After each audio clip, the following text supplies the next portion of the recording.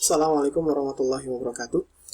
Innal hamdalillah nahmaduhu wa nasta'inuhu wa nastaghfiruh wa na'udzu billahi min shururi anfusina wa min sayyiati a'malina may yahdihillahu fala mudilla lahu wa may yudlil fala hadiyalah.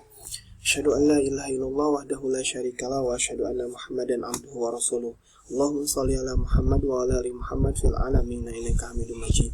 Segala puji bagi Allah, Tuhan semesta alam, Allah pencipta kita, Allah Rabb kita, Allah pemelihara kita yang telah memberikan banyak sekali kenikmatan kepada kita.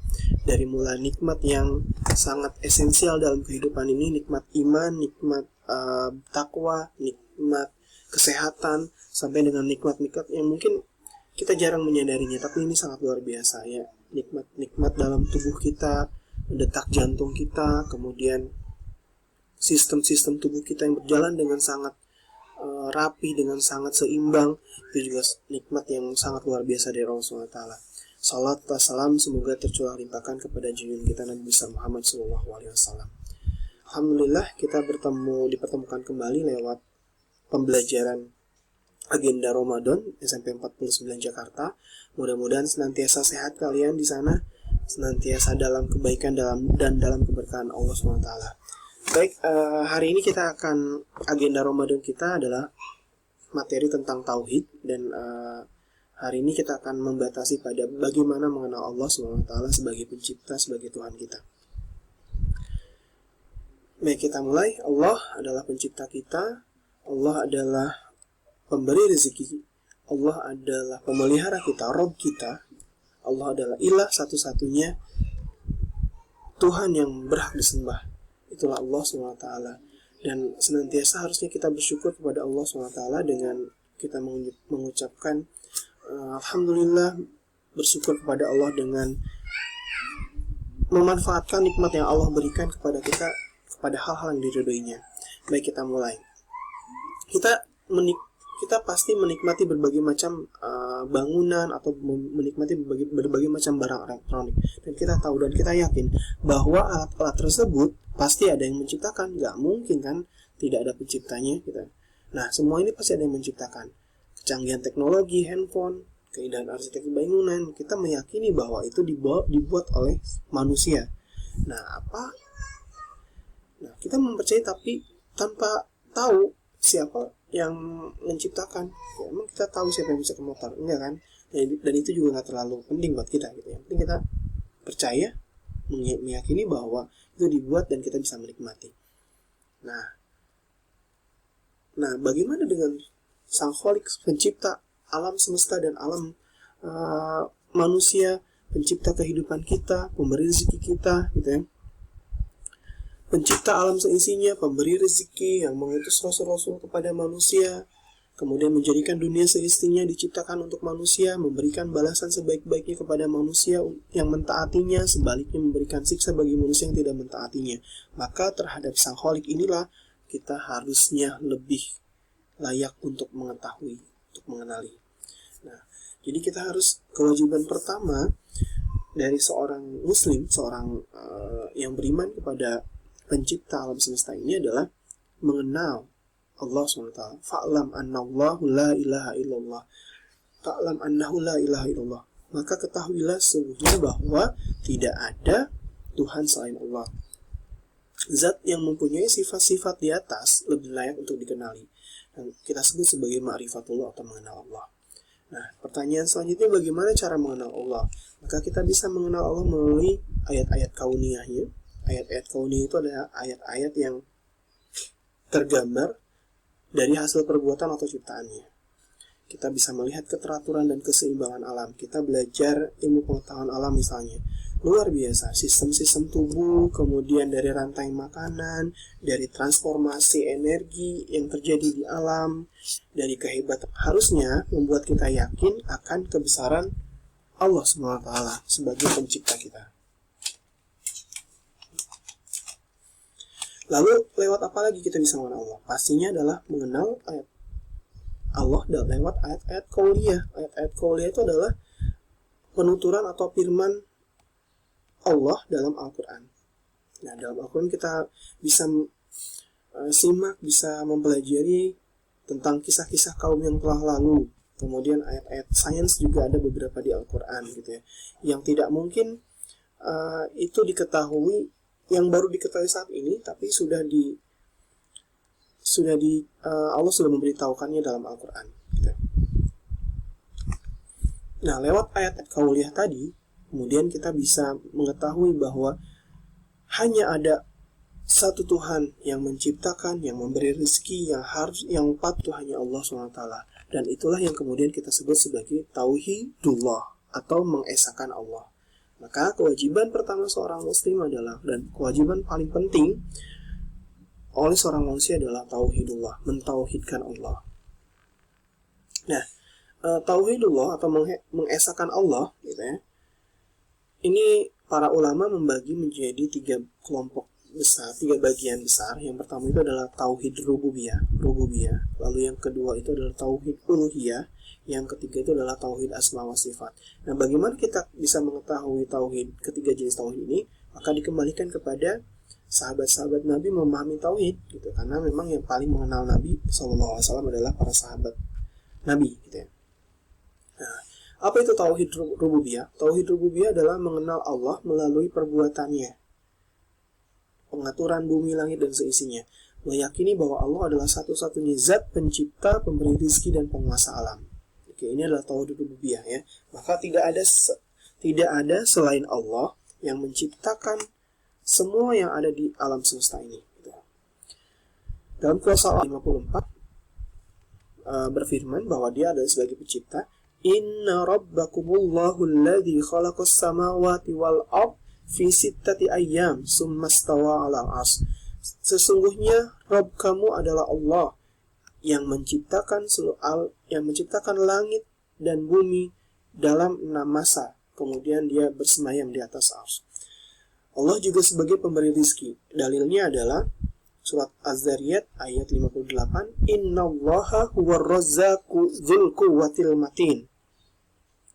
Sesungguhnya Allah dialah pemberi rizki yang memiliki kekuatan yang paling kuat gitu.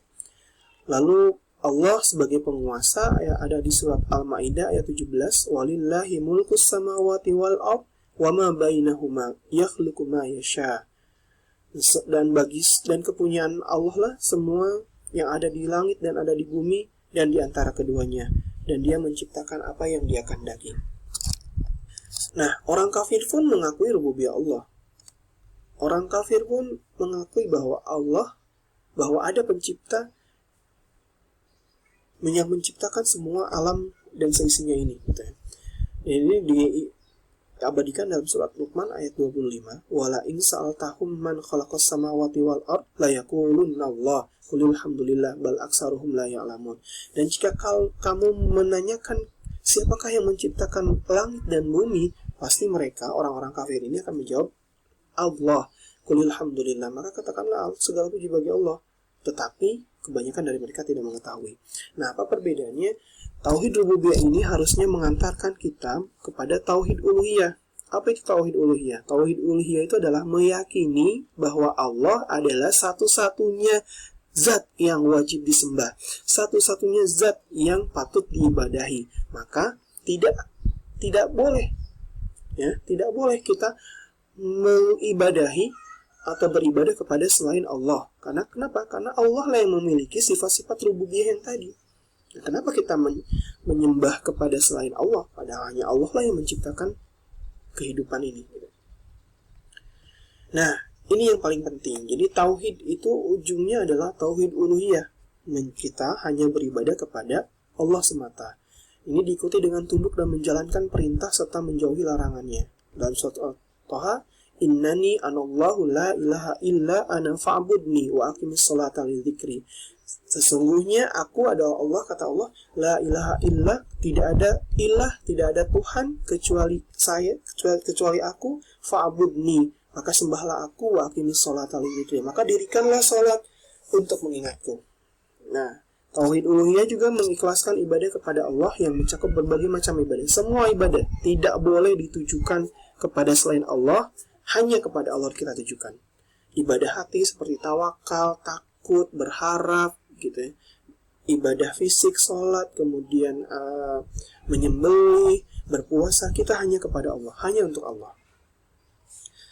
Tauhidullah, mengtauhidkan Allah dalam segala amal perbuatannya, yaitu mengikhlaskan ibadah kepada Allah yang mencakup berbagai macam ibadah seperti tawakal, nazar, takut, khosyah, pengharapan, dan lain. Tauhid inilah, tauhid uluhiyah ini yang membedakan umat Islam dengan kaum musyrikin. Jadi seseorang belum cukup untuk mentauhidkan Allah dalam perbuatannya, tauhid rububiyah, meyakini bahwa Allah adalah pencipta, tapi kemudian tanpa menyertai dengan ibadah, mengikhlaskan ibadah hanya kepada Allah. Tauhid uluhiyah. Kemudian orang-orang musyrik, bahkan setan pun, iblis, meyakini bahwa Allah itu adalah pencipta. Karena kan di dalam riwayatnya bahwa iblis tidak mau bersujud kepada Adam seperti perintah Allah. Nah, yang membedakan iblis dengan kita, iblis pasti lebih meyakini bahwa Allah adalah pencipta, karena iblis mengetahui dengan pasti bahwa Allah adalah penguasa alam atau Rabb semesta alam. Tapi kemudian dia ingkar terhadap perintah Allah. Nah, inilah yang membedakan antara seorang muslim dengan seorang yang musyrik. Nah, kalau kita ingin bertauhid, maka kita harus menjauhi kebalikannya, yaitu larangan berbuat syirik. Nah, dalam suatu An-Nisa dikatakan bahwa wa'budullaha wa la tusyriku syai'a. Sembahlah Allah dan janganlah kalian mensekutukan dia dengan sesuatu apapun, gitu ya.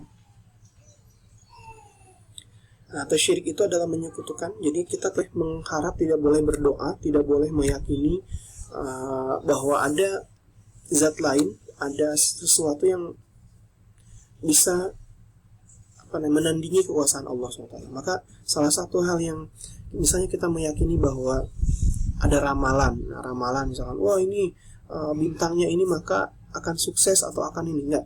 Mempercayai hal tersebut adalah salah satu perbuatan syirik, gitu ya. Tidak meyakini bahwa segala sesuatu yang terjadi di alam semesta ini adalah atas kehendak Allah dan sudah ditakdirkan oleh Allah SWT, gitu ya.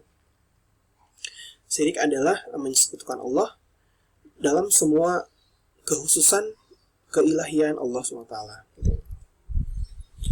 Cakupan syirik itu ada syirik dalam doa, ada syirik dalam niat, kemudian ada syirik dalam ketaatan, ada syirik dalam kecintaan. Nah, ini yang terakhir untuk sesi kali ini.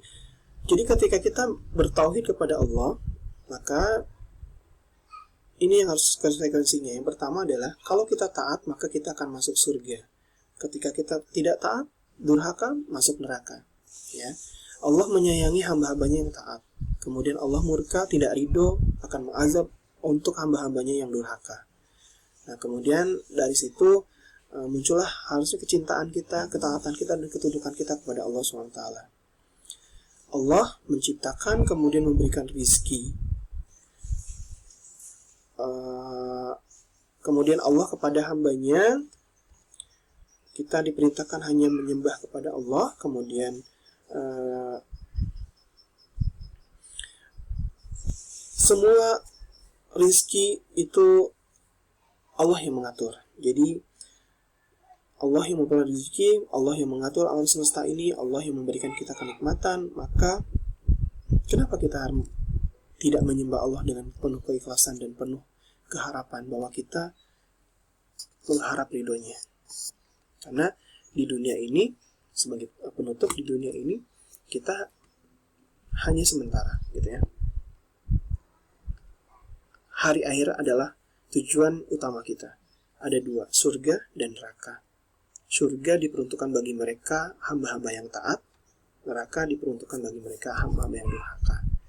Maka dari itu, semoga Allah memberikan kita hidayah, taufik untuk bisa menjadi muslim yang baik dan muslim yang taat. Ayo belajar lagi, cari ilmu agama sebanyak-banyaknya dari sumber manapun yang baik, dari sumber yang baik. Kemudian berusaha untuk menjalankan semua ibadah, semua anjuran-anjuran dari agama dan Rasulullah SAW, dan berusaha untuk mencoba menjauhi larangan-larangannya, yang menjadi anak yang baik, menjadi anak yang soleh. Kemudian berusaha untuk membanggakan orang tua. Yang benar datang dari Allah, yang salah dari diri pribadi. Assalamualaikum warahmatullahi wabarakatuh.